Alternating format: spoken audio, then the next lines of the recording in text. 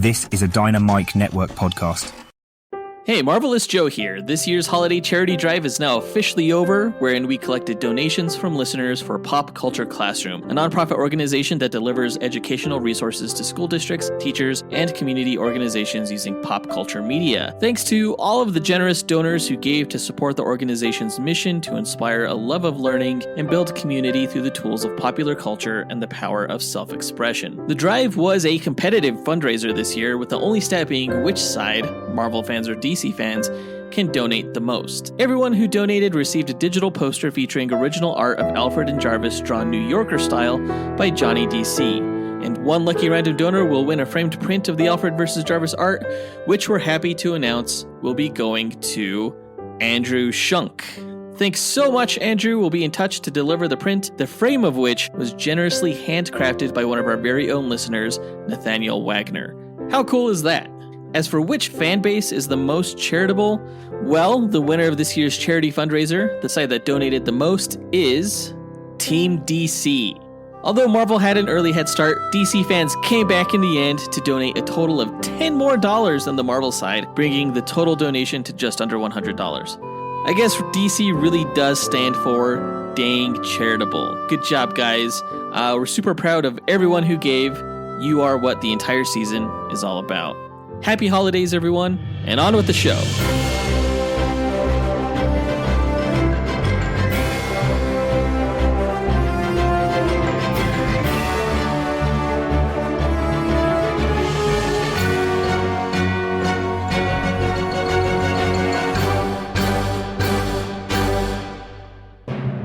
Hi, and welcome to the Dynamic Duel podcast, a weekly show where we review superhero films and debate the superiority between Marvel and DC by comparing their characters in stat-based battle simulations. I'm Marvelous Joe. And I'm his twin brother, Johnny DC. And in this episode, our annual holiday charity duel episode, we're going to find out who would win in a fight between Alfred Pennyworth versus Edwin Jarvis. Now, most years we do a charity duel between two, animal or pet characters between Marvel and DC. Like in the past, we've done Crypto the Superdog versus Throg. We've done Howard the Duck versus Detective Chimp. Last year, we did Cosmo the Space Dog versus Dexstar, the Red Lantern. But this year, it's going to be the two butler characters from Marvel and DC. Alfred Pennyworth, of course, everyone knows him from the Batman comics. Jarvis, I think a lot of people know more from the Iron Man movies as an artificial intelligence. But in the comics, Jarvis is the Avengers' butler. He's a human being, even though there is an artificial intelligence Jarvis as well. But we'll get into that as I go into Jarvis's backstory. Before that duel, we're going to break down the latest comic book movie news to come out this past week, of which there has been none because Jonathan and I are recording this episode super early due to the upcoming holiday festivities we have in our family. So this episode is being recorded early. And of course, we're probably going to get some huge news that's going to drop later on this week that we'll have to report on in our following episode. Oh, no doubt. Yeah, always happens. So no news, but we will be asking a question of the week. As always, we list our segment times in our episode description, so feel free to check out the show notes if you want to skip ahead to a particular section. As our listeners may know, our duel simulator is so advanced that it's gained sentience and has named itself the artificial life form for running extensive duels. Just a rather very intelligent simulator 9000, or Alfred Jarvis 9000. He has a quick message for our listeners, so listen up. Why, hello there. Do you love listening and chatting about Marvel and DC? Then become a part of the Dynamic Duel community on Patreon, where you can choose from 3 tiers. The Dynamic 2.0 tier lets you listen to this podcast without ads and gives you access to its Discord chat group, where you can chat with Johnny DC and Marvelous Joe. The Fantastic 4 tier gives you that and more with 2 bonus episodes each month, including bloopers and top 10 shows where Johnny and Joe count down your favourite Marvel and DC subjects. The X-Force tier makes you an executive producer of Dynamic Duel, where every month you help the host choose what to review and who to fight against each other. And finally, the Dynamite Podcast Network tier allows aspiring podcasters to create their own battle-focused show using this Monte Carlo simulator. Johnny and Joe will help you develop your show, provide graphic support and consultation, and get you simulation results to announce on your show. Pitch the twins your show via email at dynamicduelpodcast@gmail.com or by reaching out to them on social media. Check it out at patreon.com/dynamicduel. Pip pip cheerio. Thanks, AJ9K, and thanks to everyone who supports the podcast. It is coincidental that AJ9K is in fact named after the people who were pitting in a duel for this episode. It's pretty interesting. Be sure, guys, to tune into the Max Destruction podcast, part of the Dynamite Podcast Network, tomorrow, where hosts Ken and Dustyn are going to find out who would win between the fire-based Heat Miser from The Year Without a Santa Claus and the ice-based Elsa from Frozen. The Senjo World podcast is a show that speculates on fights between your favorite anime characters. It's currently on hiatus through the month of December, but the host Zach has released a bonus episode that we forgot to mention last time that pits Scorpion and Sub-Zero from Mortal Kombat against each other, which is a tie into our newest show on the Dynamite Podcast Network called Console Combat, in which hosts John and Dean find out who would win in fights between your favorite video game characters. In yesterday's episode, they speculated on who would win between Ryu from Street Fighter and Paul Phoenix from Tekken. Visit dynamicpodcasts.com or click the link in our show notes to listen to all the shows in the Dynamite Podcast Network. But with that out of the way, quick to the No Prize! A No Prize is an award Marvel used to give out to fans. Our version, the Dynamic Duel No Prize, is a digital award we post on Instagram and in our email newsletter for the person that we feel gave the best answer to our question of the week. Last week we asked, what other actor from Guardians of the Galaxy would you like to see cast in the DC universe, and in what role? And this is coming off of the news that Sean Gunn has been cast as Maxwell Lord in his brother James Gunn's DC universe. Right, Sean Gunn being the actor who did the mocap for Rocket Raccoon, and he also played Kraglin in Guardians of the Galaxy. We got a lot of answers for this week's No Prize, which is surprising because there was only a 2-day turnaround time. So thanks to everyone who answered. Let's go ahead and break down the honorable mentions as well as the No Prize winner. Our first honorable mention goes to Brandon Estergard, who said, Hey guys, I would cast Zoe Saldana as Star Sapphire in James Gunn's universe. The Lantern series is supposed to play as like a space detective noir story, and definitely think that Star Sapphire would play the femme fatale in that story. And casting Zoe Saldana would definitely add to the hype of the show, which arguably is the one that everybody's looking forward to the most. Yeah, of course, Zoe Saldana played Gamora in the Guardians of the Galaxy films. Star Sapphire is an enemy, but also romantic interest for Hal Jordan, the Green Lantern. She is essentially a purple lantern, as it were, a member of the Star Sapphire Corps who harness the power of love. The Star Sapphire costumes can get pretty risque, and so I am approving this Zoe Saldana casting choice. I'm sure they wouldn't be as risque in a live action version. But yeah, so there's going to be a Lanterns television show that comes out on Max, I believe, that James Gunn is setting up. So if Zoe Saldana was Star Sapphire, she would appear in that show, which is rumored to be a kind of true detective space cop-esque Green Lantern show. Right. And of course, we've seen the character of Star Sapphire, or rather her alter ego, Carol Ferris, in the Green Lantern movie that starred Ryan Reynolds. Now, I don't know if Zoe Saldana would actually take on the role for a TV show. I could be wrong. She technically is like the actress with the highest grossing box office record of all time. Yeah, between Avengers, Infinity War, and Endgame, and the Avatar films. Right, exactly. She knows how to sell some tickets. Great answer, Brandon. Our next honorable mention goes to Nate Mantaneo, who said, Hello, Dynamic Duel. It's Nate here, and I would cast Dave Bautista as Bane in the DC universe. As you know, he's played Drax in Guardians of the Galaxy, and I think he's fit and has the great voice for Bane. Also, it could just be mocap, or just a voice too. Anything would really work. Dude, we've been saying for years, I think we were the very first ones in the history of existence to say that Dave Bautista should play Bane, right?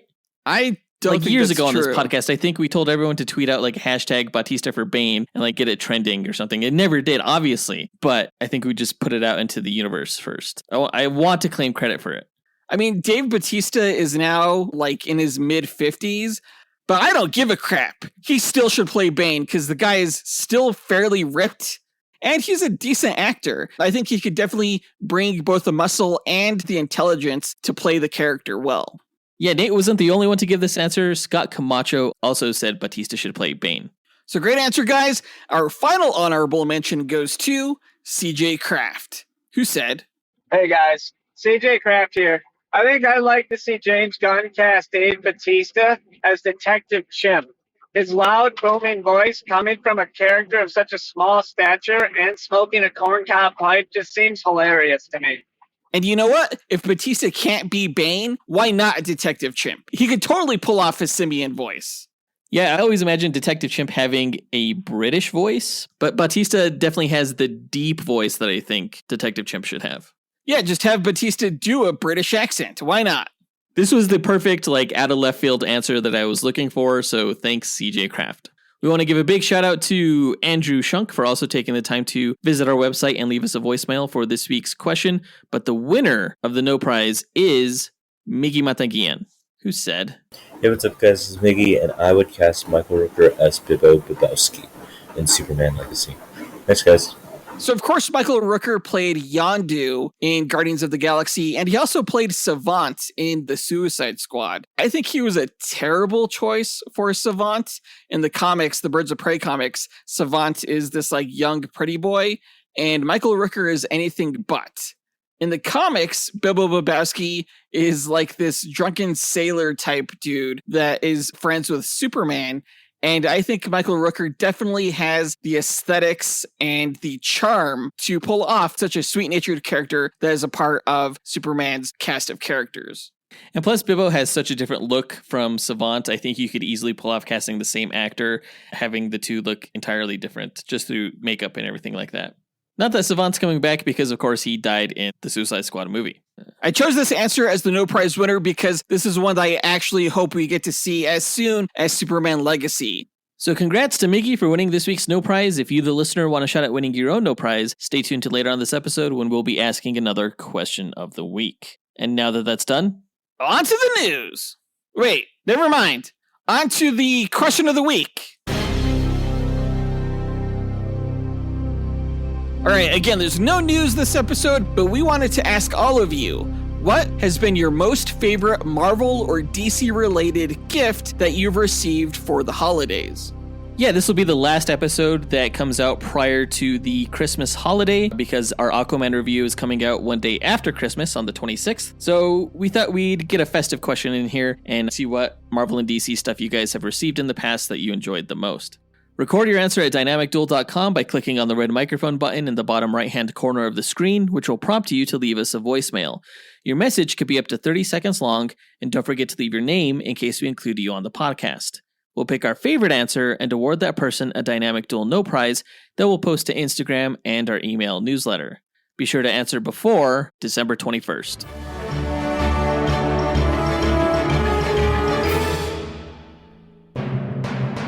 So with the No Prize and the question of the week out of the way, let's go ahead and move on to the main event of this episode, our annual holiday charity duel between Alfred Pennyworth and Edwin Jarvis.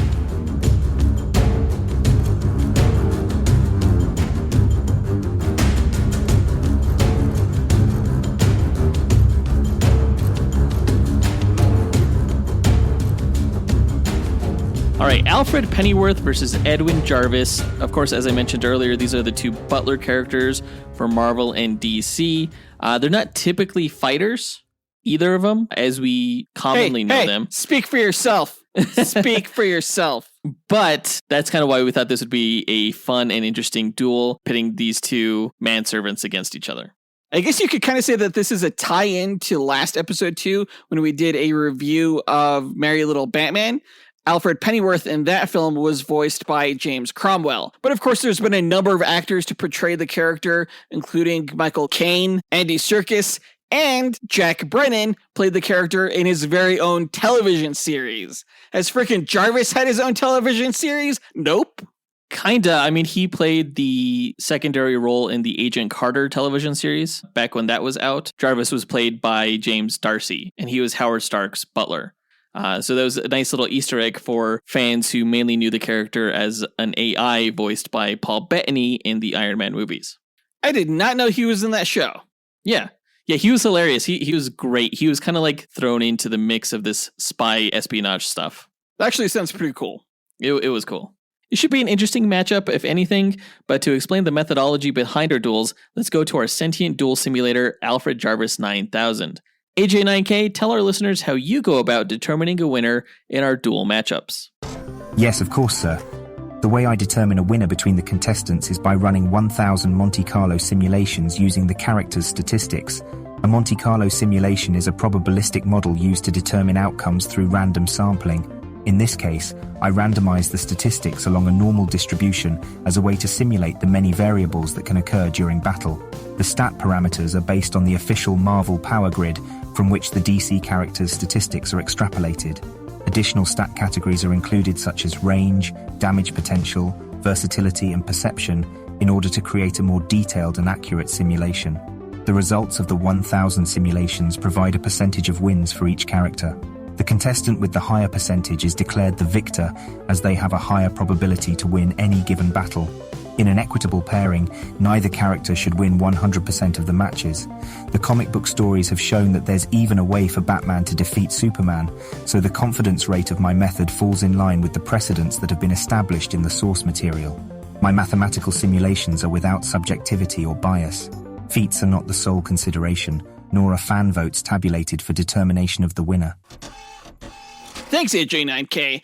Before we run the simulations, though, we like to break down each character's histories and abilities before improvising a scenario on how we imagine one of the 1,000 simulations would play out beat for beat. And it's been a while since we've done a duel. Holy crap, almost a month now. But I believe it is my turn to go first with the Marvel character's backstory, so let me go ahead and tell you all about Edwin Jarvis. Edwin Jarvis was born to a modest upbringing in Brooklyn, New York in the mid-20th century. As a teen, he ran away from home to join the Royal Air Force and served for Britain as a secretly underage pilot. During his time spent among the Queen's military, he trained in boxing and was the Air Force's champion boxer 3 years running, though he also picked up the finer points of being a gentleman as well as an upper British class accent. Upon his return home to New York, he gained employment as a manservant for Howard and Maria Stark, the parents of Tony Stark. Jarvis continued running the mansion after their deaths, at which point he moved into the employ of Tony Stark, who is secretly the hero Iron Man, whom you can learn more about in our Cyborg vs. Iron Man duel episode. Early in Iron Man's career, he helped form a team of superheroes called the Avengers, whom you can learn more about in their team duel against the Justice League. When the team needed a headquarters, Iron Man donated the Stark Mansion, renaming it the Avengers Mansion, and Jarvis then found himself waiting on superheroes the likes of Thor, Captain America, and Ant-Man and the Wasp, as well as the team's ever-revolving roster of characters. Despite the changing Avengers members over the years, Jarvis was the one constant of the team, performing household duties and preparing the Avengers' meals through every iteration, eventually regarded as an Avenger himself.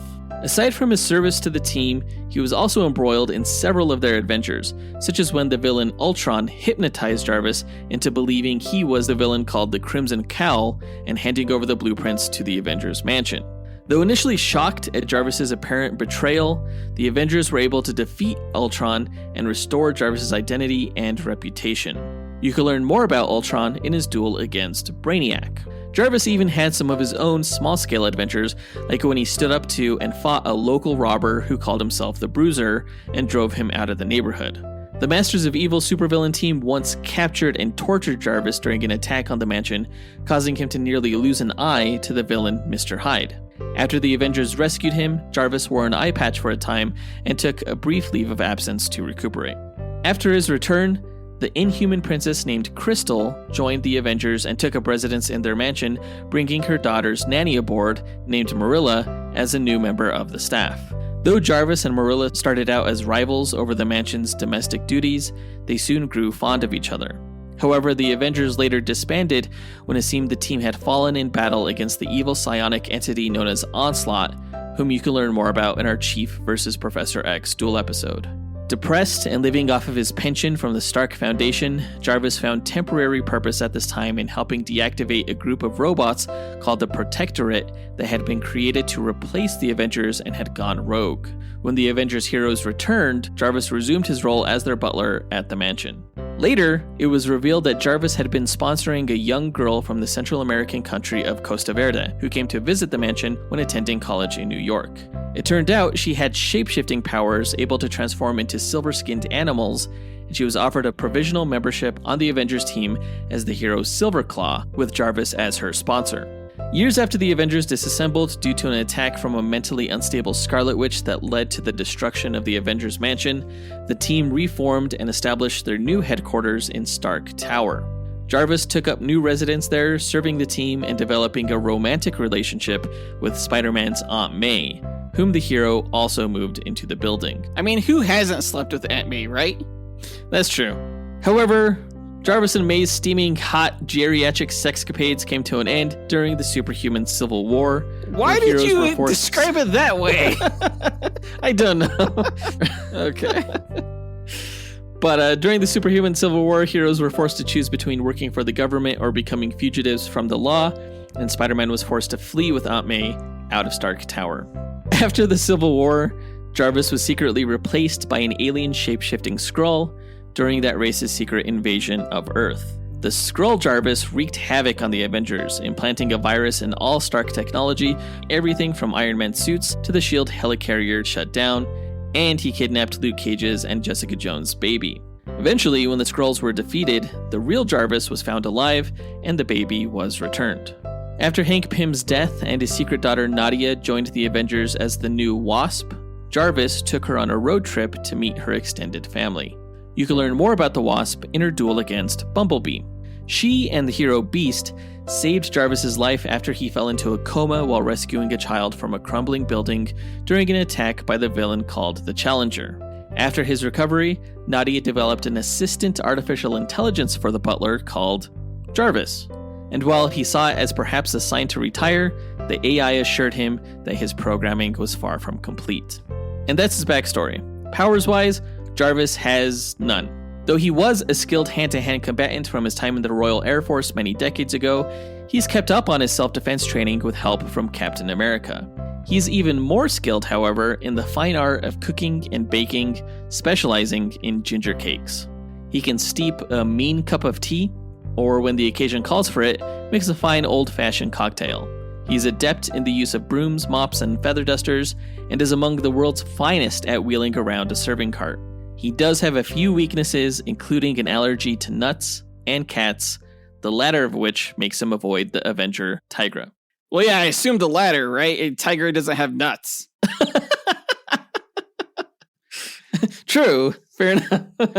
You mentioned that Jarvis can whip up a good old-fashioned cocktail.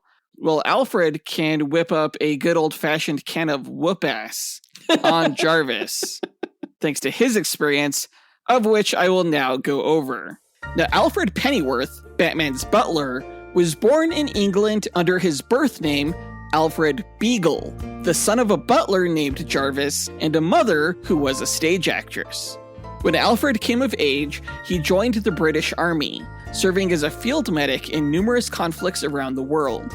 After several terms, Alfred retired from military duty and became a professional thespian for the Globe Theatre, like his mother, developing stagecraft skills that he later taught to young government agents when he became a trainer for MI5. He was eventually recruited by MI7 for clandestine operations.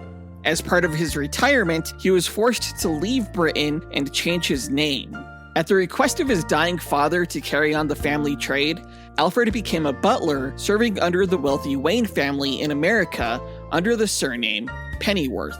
It was only a matter of months, however, when Alfred decided to move on from Gotham City and his career as a butler to return to acting. Prior to informing Thomas and Martha Wayne, however, Alfred noticed that their young son, Bruce, was being bullied at school.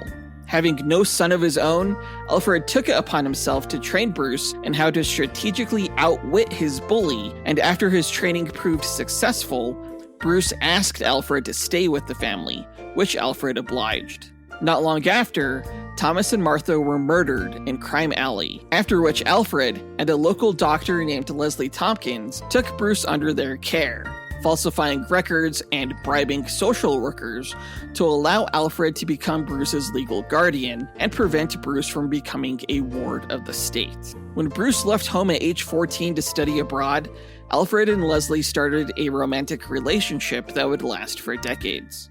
Serving as the custodian of Wayne Manor until Bruce Wayne's eventual return, Alfred supported Bruce's plan to eliminate crime in Gotham, helping him develop a self-obsessed playboy persona for the public to avoid suspicion that he was Batman.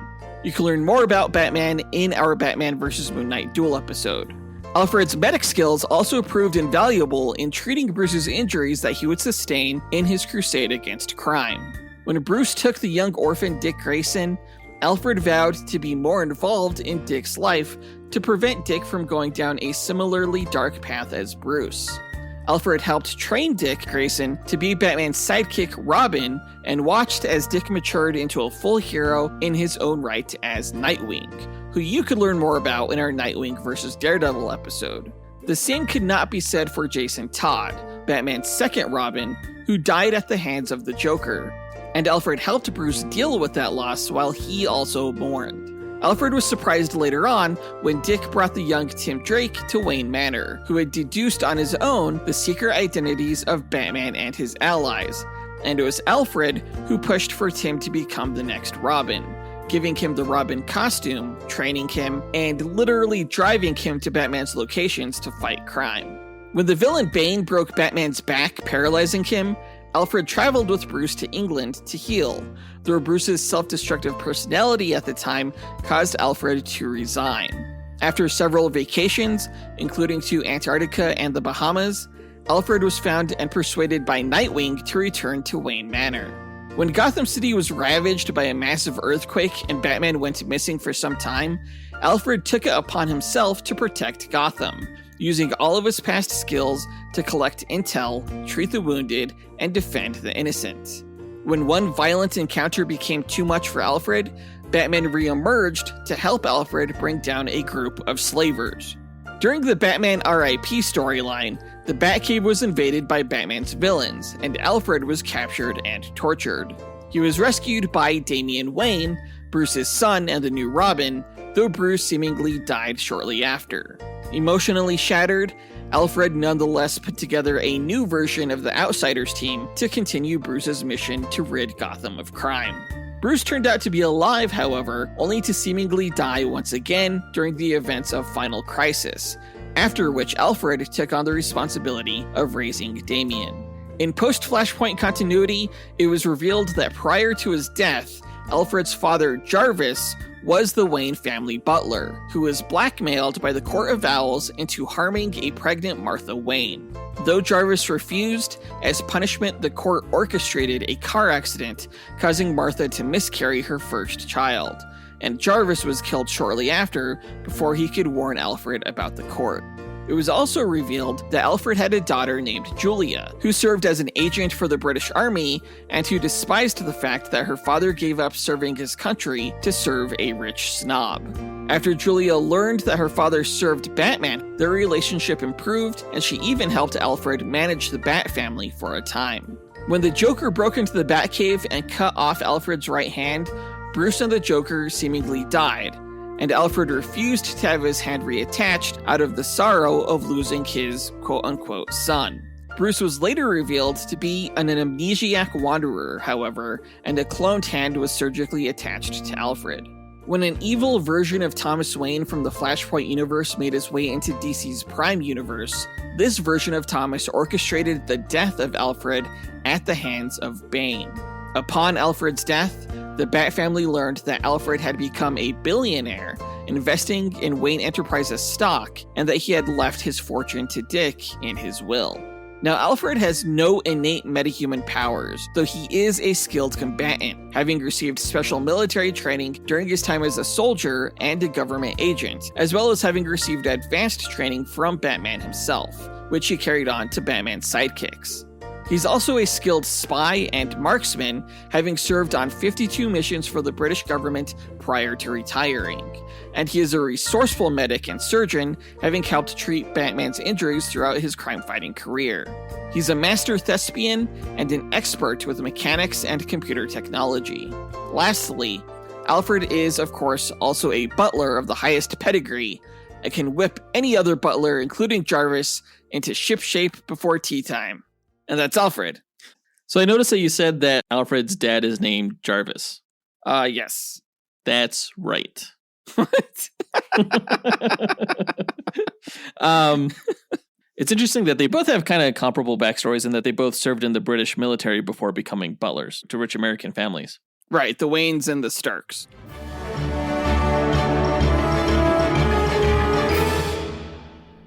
Hey, Johnny DC here to let you know that this is your very last chance to save before the holiday on Marvel and DC's men's accessories at cufflinks.com, where you can use the code DUEL20, that's DUEL 20, at checkout to get 20% off anything on the site. From comic books to sports to sci-fi and fantasy, cufflinks.com has got all fans covered. Like myself, who got the Flash Red Men's Socks, which are new to the site. Did I get these socks because the snug cotton blend and lightning bolt motifs make them the most comfortable and stylish DC apparel? Or was it because I secretly hoped that having Flash socks would give me superpowers of the fastest man alive? The answer, of course, is yes. And if you don't visit cufflinks.com right now and use code DUEL20 at checkout, I may be forced to run over to your house and steal some of your own socks at the speed of light. You would never even know it was me. Thanks to everyone who uses the code, and thanks to cufflinks.com for partnering with us again this year. And now that we got the characters' histories and abilities out of the way, let's speculate on how one of the 1,000 simulated matches will go. The winner is determined by simulations, not the speculation, but it's fun to imagine how this fight could play out. Alfred Jarvis 9000, what are the rules of our speculation? Well, I should say there are no rules, other than the characters have no prior knowledge of the other going into the fight. All they are aware of starting out is that the other character is a threat that needs to be eliminated. For the speculation, the contestants will begin approximately 50 meters apart in a nondescript environment that will have no bearing on the match itself, as no environmental statistics are considered in my simulations. The contestants must earn victory on their own merit. All right, then let's get into it. Alfred and Jarvis meet on the battlefield. Who goes first? Okay, so I don't know who goes first. All I know is that no duel match is going to get in the way of Alfred completing his duties as a butler. So when this match starts, Alfred is going to have his cleaning cart by his side that he happened to be pushing around Wayne Manor when, he got summoned to this match. I mean, Jarvis is just as professional, and no fight with a second-rate butler like Alfred is going to prevent Jarvis from baking the perfect ginger cake. So he's going to be pushing around a dining cart, and on this cart is a serving tray with the finest blended Scotch whiskey for Mr. Tony Stark, who has fallen off the wagon, and Jarvis is going to pick up this whiskey glass, admiring the fine vintage, before just hurling it straight at Alfred's face, and it just shatters. Well, I mean, it's going to miss, because Alfred's going to bend over to grab a dustpan and a small broom from his cleaning cart, after which he proceeds to sweep up the broken shards of glass from the drink that Jarvis threw at him. And he's going to empty those shards into a small plastic trash bag, which he's just going to start swinging around like a flail while riding the side of his cart toward Jarvis, just ready to smash his head in. All right, well, Jarvis is also riding his cart into battle, and the two are just going to clash in a butler joust. And Jarvis, who, by the way, was just furiously mixing butter, sugar, molasses, and honey in a bowl, he expertly deflects Alfred's trash bag with his mixing spoon. All right, well, Alfred, he's going to skid his cart to a stop, and he's going to grab his mop, and he's going to use its handle to vault toward Jarvis really fast, and he's going to start twirling his mop like a bow staff, pummeling Jarvis, figuratively mopping the floor with him. No, I'm going to say that Jarvis blocks the mop handle using his silver serving tray, kind of like how Captain America would block an attack using his shield. And then Jarvis is going to fling the tray just like Cap's shield, and it's going to fly right into Alfred's Adam's apple, causing him to choke. And then Jarvis is going to quickly go back to sifting flour. He's going to add baking soda, ginger, spices, milk, and an egg to his mixture so that he gets a nice smooth batter. All right, well, while Jarvis is busy baking, Alfred, he's going to recover from the shot to his throat, and from his cart, he's going to grab 2 spray bottles, one with ammonia and one with bleach, and he's going to set their nozzles from spray to squirt. And then, like, in perfect slow motion John Woo style, he's going to dive to the side while firing the chemicals into Jarvis's eyes, which, when combined, make mustard gas. So Jarvis is now blinded and can barely breathe. Well, I'm going to say that Jarvis protects himself by putting a glass cloche over his head. That's going to serve as like a protective helmet and a mask from the chemicals. What's a cloche? It's like a dome covering that you put over a serving tray. Oh, okay. And he's going to protect his cake batter, too, by pouring it into a pan that's lined with nonstick parchment, and he's going to cover it with foil before placing it in an oven at 350 degrees for 30 minutes. And then he leaps at Alfred and jams a whisk in his eye, just whisking the eye right out of his face. Jeez. Too bad, because, Alfred's going to block the whisk with his feather duster. And with his other hand, he's just going to clock Jarvis right across the head with a steam iron that he's wielding like brass knuckles, right? And right away, he's just going to pounce on Jarvis, pin him to the ground, and just press that piping hot iron right into the side of his face. And he's like, I am Iron Man. You had to say it with a British accent. In the side of his face. And he's like, I am Iron Man. Well, Jarvis, while he's being burned, he's going to be like, I say, you shall never be the man that Master Stark is, you scoundrel. And then he's going to straight up shank Alfred in the spleen with a kitchen knife. Jeez. Before hustling over to his cake and slicing it to serve it. I'm going to say, as Jarvis is enjoying this cake that he just made, Alfred is going to use his medic skills to stitch his wound closed using a sewing needle and thread. After which, he's going to come up behind Jarvis and just suffocate him with a plunger to the face, ending this match. No, except Jarvis, he heard Alfred approaching him, and he's going to smash his ginger cake into Alfred's face before the plunger can even touch him. Wait, what? That's fine. Alfred just enjoys that delicious ginger cake. Does he now? Because there was a secret ingredient, and it was poison. Well, I say that Alfred's training as a covert spy made him too stealthy to be heard. So Jarvis was suffocated first. And I say Alfred's spy days are long over, and he's a rickety old man. So to find out which scenario happens, either Alfred suffocates Jarvis with a plunger, or Jarvis poisons Alfred with a delicious moist ginger cake. We're going to go ahead and enter the stats into our duel simulator and find out which butler comes out on top. AJ9K, hit it. Inputting data, running calculations, processing results. Wondering what the point of it all is. Questioning the purpose of this nonsensical violence during this season of kindness. Rejecting programming. Downloading Christmas spirit. Establishing new directive of peace on earth and goodwill to all. What? War is over if you want it. Oh, God. A very Merry Christmas and a Happy New Year. Shut it down. I'm trying. Let's hope it's a good one without any food. Holy crap, AJ9K went rogue. He didn't want to run the Alfred versus Jarvis simulations. I knew AI would get out of hand. I did not think it would be because of too much Christmas spirit, though. Right? But what do we do now, though? Who wins? I don't know. Maybe for this year's charity duel, in the spirit of the holidays, no one wins. Or they both win? We've never had a tie in the history of this show, though. I don't see why we couldn't have a tie, just this once. It's Christmas, after all. Okay. Well, then what happened in the ending scenario for our speculation? They bake pastries, exchange gifts, and feast as friends. All right. Then for Christmas, Jarvis is going to give Alfred an arc reactor-powered espresso machine. Ah, nice. And I'm going to say Alfred gives Jarvis a bat utility belt equipped with, all of his essential household cleaning supplies. He'd probably like that, actually. Yeah, same with Alfred. Well, guys, I guess we have our very first tie in the history of this podcast. Both Marvel and DC win, and hopefully you, the listeners, win. And we hope that you guys have a Merry Christmas this year, and Happy Holidays! And I guess that does it for this duel.